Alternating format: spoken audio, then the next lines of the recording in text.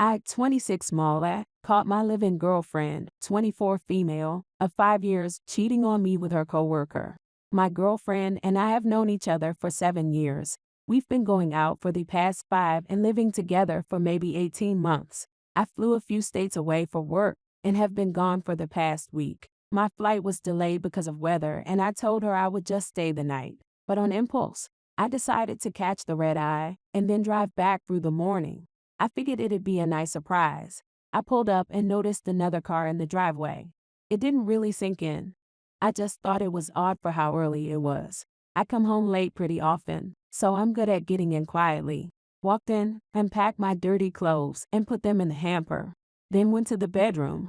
They were both in bed, only partly covered by the sheets. I didn't recognize the other guy immediately. They were both asleep, and I don't know how long I stood there. It didn't compute. After I recognized the guy in bed with her, I had one of those moments, just a red second where I imagined picking up something really heavy and smashing his face. But it passed pretty quickly. I was just really tired and a little sad. I woke her up and told her I was going to a hotel. I think she was too sleep groggy to get it at first. She was smiling for a little bit before remembering. She got up and was starting to talk and cry, but I just tuned her out. I grabbed some spare clothes and got out. I turned off my phone before I left the driveway. I just don't know what to do right now. I feel like I've been in a car accident, just sitting here in this TTY hotel room drinking some whiskey I got at the supermarket on the way over. I've got my laptop, my phone, a change of work clothes, and that's about it. I don't want to feel this way anymore. I don't want to be anymore. Update 1. Read the email she sent me. Finished reading it. Cried for a bit because she was pretty blunt about it. It wasn't the first time they'd slept together, and she didn't try and say there were extenuating circumstances or anything. I wasn't drunk or stoned. He didn't coerce me. I was flattered when he hit on me. He's a very attractive man that could probably sleep with lots of women. So for him to choose me was very special. It was a chance to satiate my enormous ego. She said that she'd understand if I wanted her out of the house and out of my life. She thanked me for not calling her a bad things or etc. Even though I am.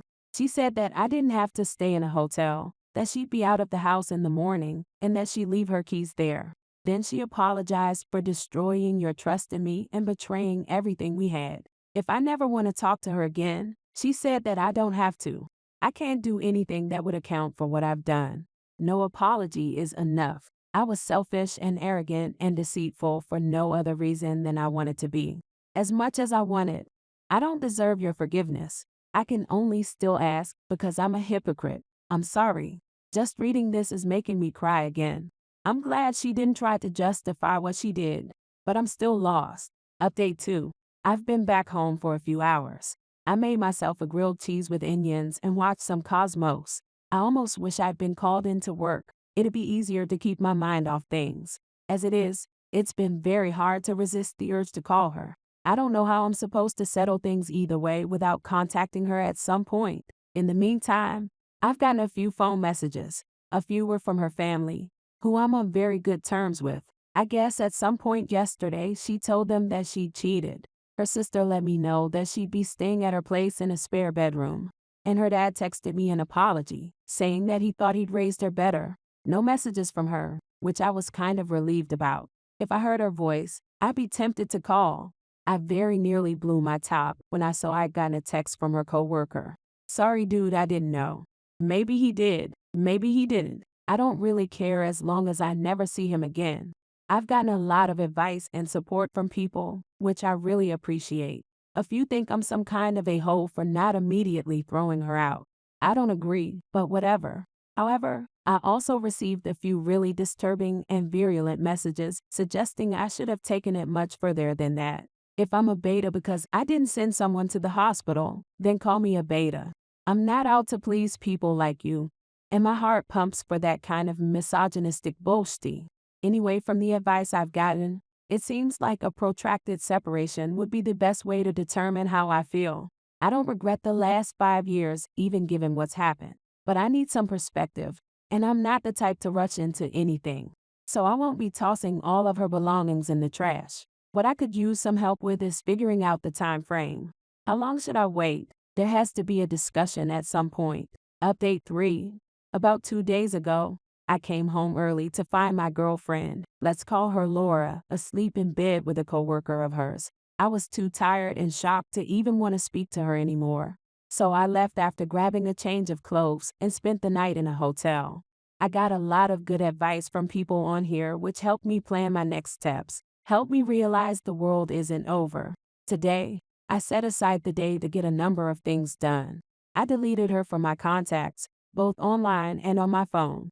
I called Laura's sister and asked that she come by to pick up whatever Laura would need for the next few months, but told her I didn't want Laura coming here. She agreed. Then I boxed up all the things I knew she'd absolutely need: bangles, phone charger, glasses, those kind of things. I also wrote down all the contact info that she'd need to get her mail redirected. Her sister came by a little afternoon with a few boxes. I helped her pack a bit, but it didn't take long. Clothes, makeup, and a few other things I had missed. She told me as she was leaving that Laura had asked for a transfer at work. I basically ignored that and said goodbye. If she actually did that, I figure it's something I can't care about right now. From what everyone on here has been saying, now is the time to focus on me. To that end, I called work and confirmed that I had about a week and a half of paid vacation allocated. I won't be necessarily taking them immediately, but it's good to know.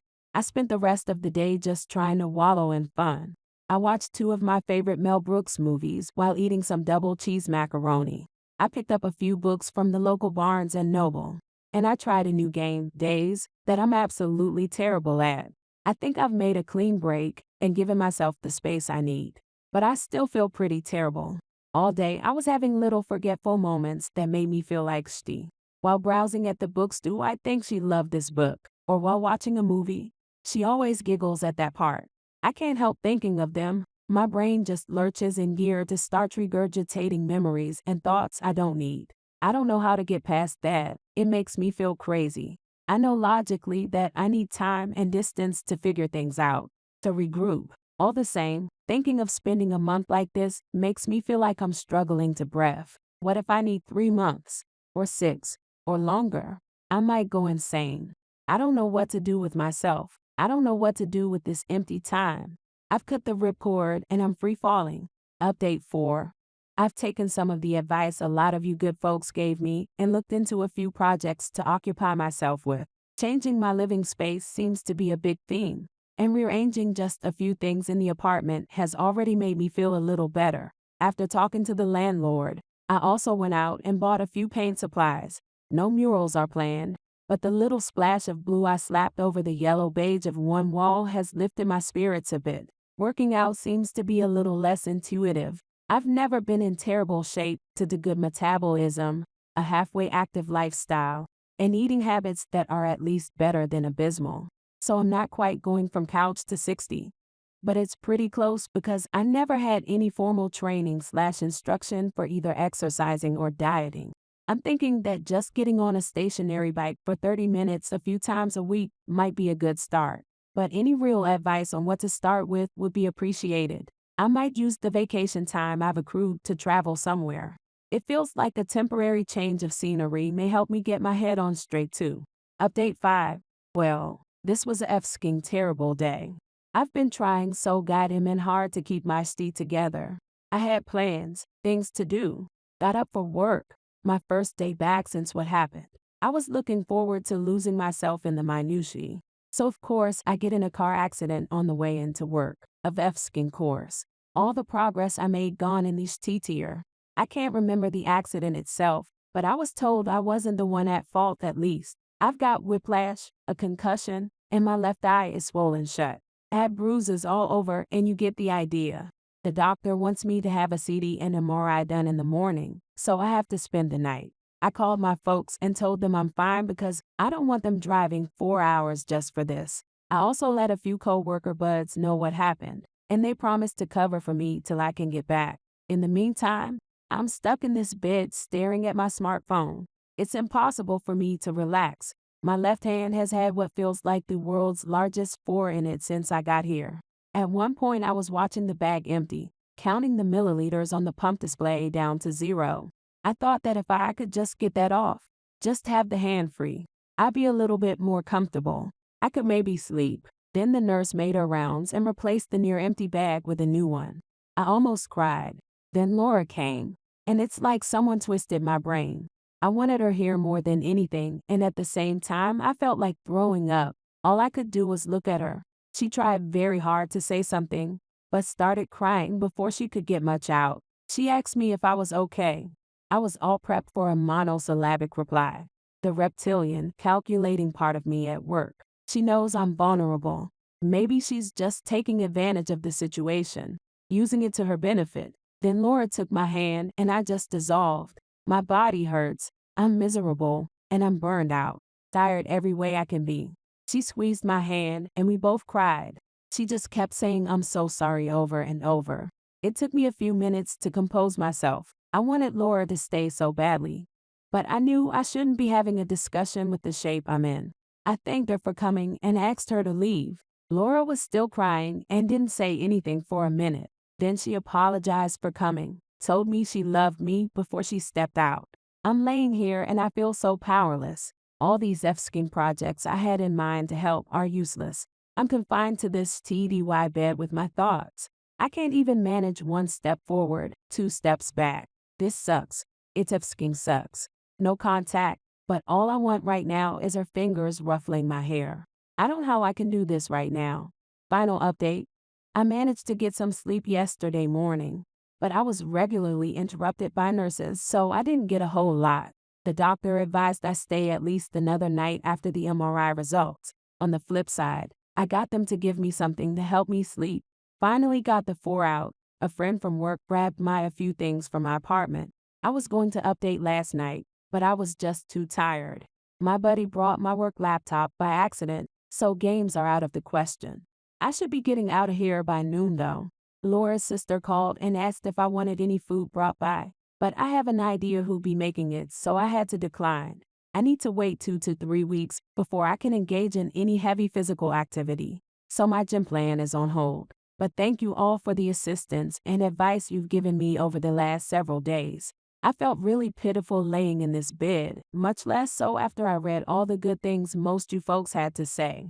I really appreciate the movie and book recommendations. Despite the limits my doctor put on me, I'll still have things to do for a while. This has honestly been the worst week of my life, and I don't think I could have made it through nearly as intact without you.